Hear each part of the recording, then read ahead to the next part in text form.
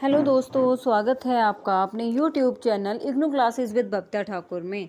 तो दोस्तों, आज मैं आपको VHDLE 135 हिंदी भाषा विविध प्रयोग इस बुक का एक क्वेश्चन करवाने जा रही हूँ। असाइनमेंट क्वेश्चन, प्रयोजन मूलक हिंदी और साहित्यिक हिंदी में अंतर।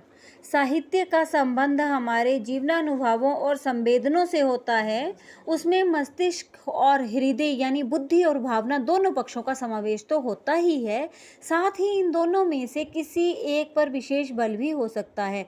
वहाँ भावना की तीव्रता और गहनता होती है। अतः साहित्य की भाषा पर किसी प्रकार का बंधन नहीं होता। वह आम बोलचाल की सरल और सहज भी हो सकती है। विम और प्रतीक प्रधान, अलंकारित और वक्रोक्ति प्रधान भी, उसका यह गुण ही उसे प्रयोजनमूलक भाषा से अलग करता है। इस तरह साहित्यिक हिंदी जहाँ भाव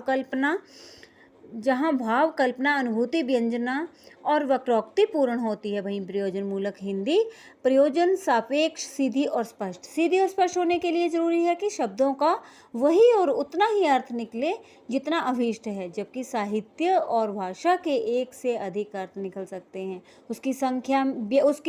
उसकी व्याख्या में पाठ की अपनी कल्पना के इस्तेमाल की संभावना सदैव रहती है और समय समय पर उसकी व्याख्या भिन्न भिन्न कोणों से होती है। शब्दावली की दृष्टि से भी साहित्य और भाषा में कोई सीमा का बंधन नहीं होता। रचनाकार शब्दों को उसके पारंपरिक अर्थ में प्रयोग करने के साथ ही उन्हें नए नए अर्थ भी प्रदान कर सकता है, लेकिन प्रयोजन मूलक भाषा का लेखक या वक्ता भाषा के साथ ऐसी छूट नहीं लेता। प्रयोजन मूलक क्षेत्रों की शब्दावली परिभाषिक शब्दावली होती है, जिसमें शब्दों का अर्थ क्षेत्र विशेष में निश्चित और परिसीमित होता है।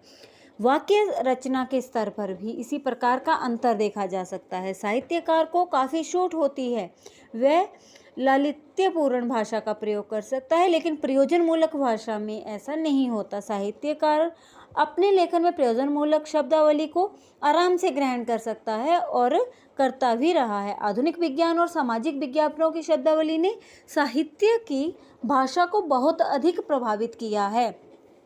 ठीक उसी प्रकार जैसे मध्यकालीन हिंदी भक्ति साहित्य को दर्शन की शब्दावली ने प्रभावित किया था। निर्गुण, सगुण, ब्रह्मा, जीव, माया, मुक्ति आदि इसी प्रकार से आए शब्द थे।